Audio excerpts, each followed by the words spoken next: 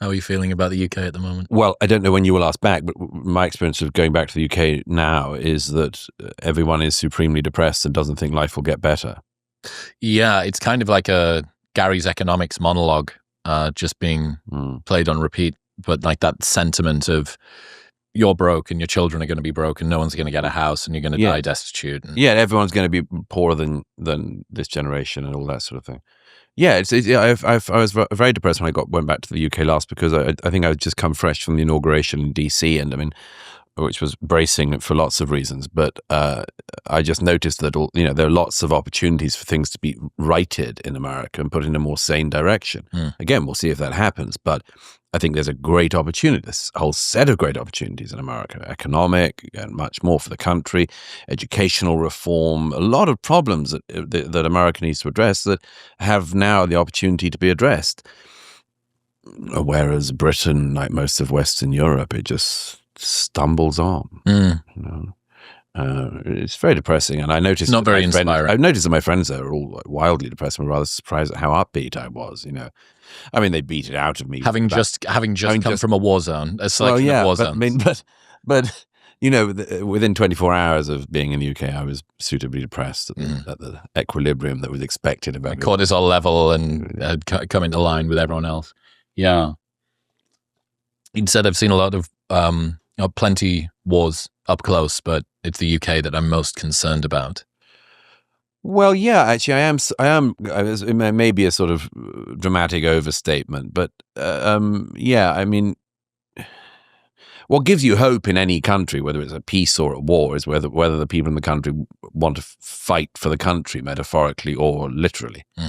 And in the last few years, I think since I last saw you, I've spent a lot of time in Ukraine and more so in Israel and the Middle East, and seen people literally fighting for their survival and for their country. And that's always, but particularly in those cases, a very remarkable thing to see. When you then see a de-energized, enervated society where everyone's split and no one knows how to go forward, it's very concerning. I just see that for the time being rolling on in the UK. As I say, the stop has been put to it of a kind in the US. But how much is bottom up and how much is top down, do you think? How much of this is sort of structural, bureaucratic, because of the leadership, because of things that need to be changed at an institutional level? And how much of this is, as you mentioned, the sort of culture of the people, that they're sort of reveling in their own, I guess, binding together over their own sort of shared discontent? Well, having few economic opportunities causes everything else to go wrong. I mean, I'm completely persuaded by my economist friends who say, the one job of politics is to keep the economy good, and if you don't do that, everything else can go wrong as well.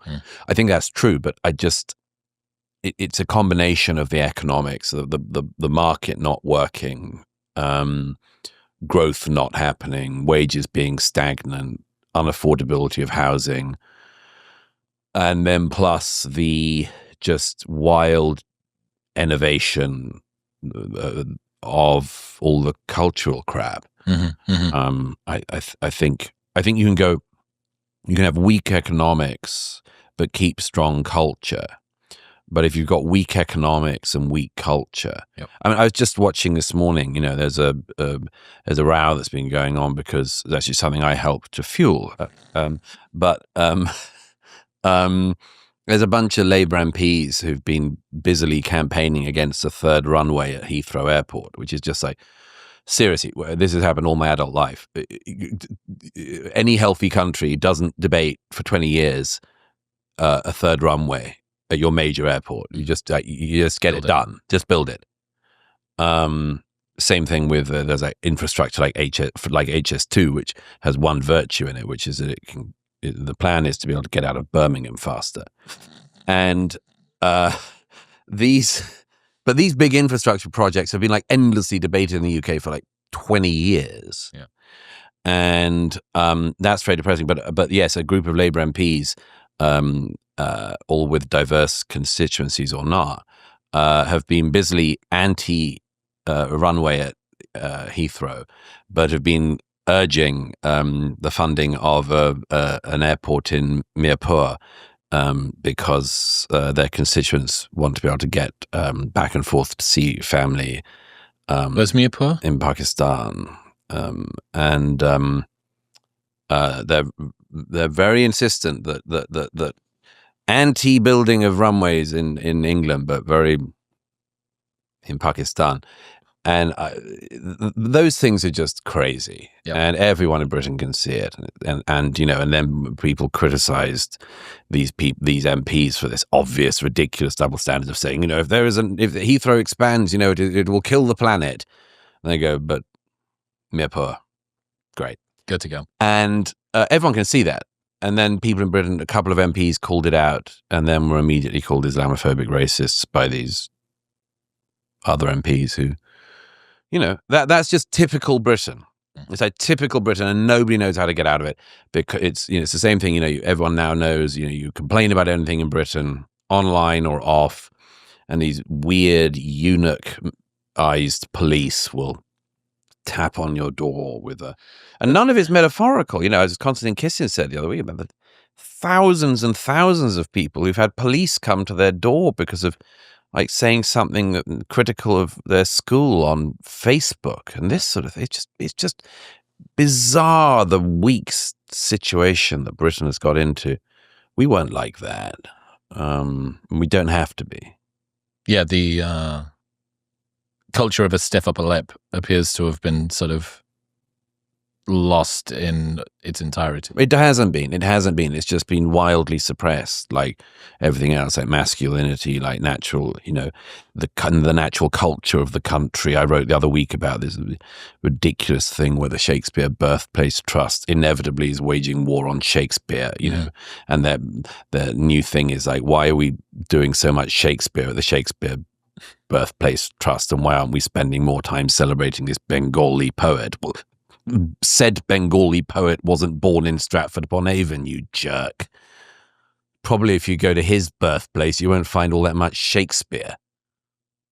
But you know, it's just filled, all of the institutions, all the cultural institutions, all filled with stupid thinking like that, you know.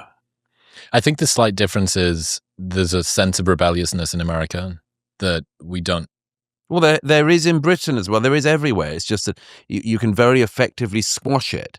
And, you know, for some years in America, they tried to squash that in America.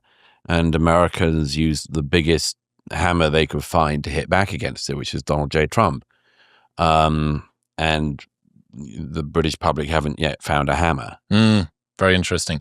Yeah, well, if you think about who Americans are the progeny of, I'm aware that recent immigration, waters this down a little bit, but they're the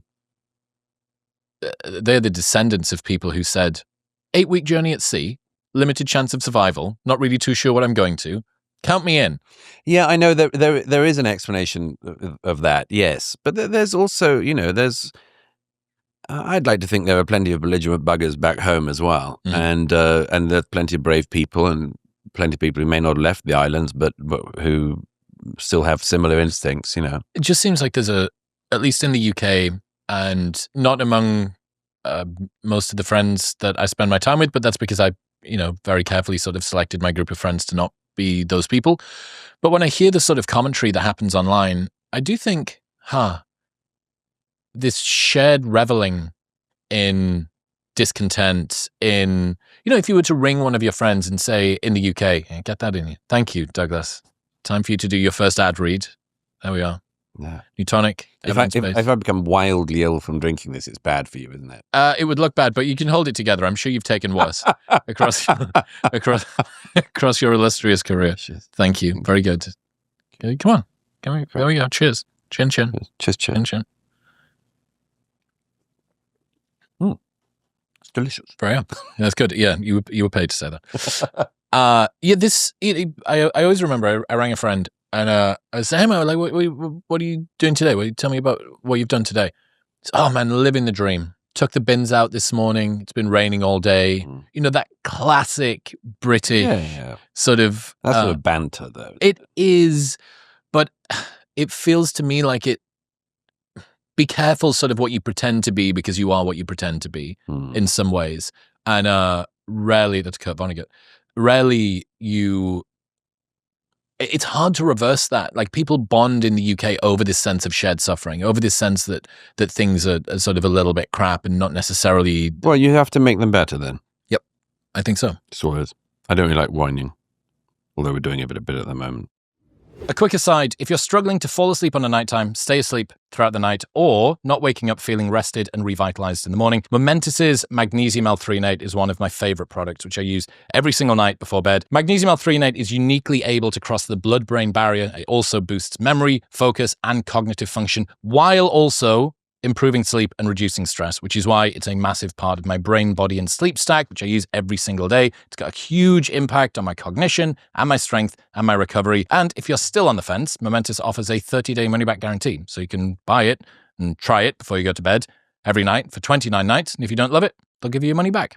And they ship internationally. Right now, you can get a 20% discount off all of their products and that 30-day money-back guarantee by going to the link in the description below, or heading to livemomentus.com/modernwisdom and using the code modernwisdom at checkout. That's livemomentus.com/modernwisdom and modernwisdom at checkout.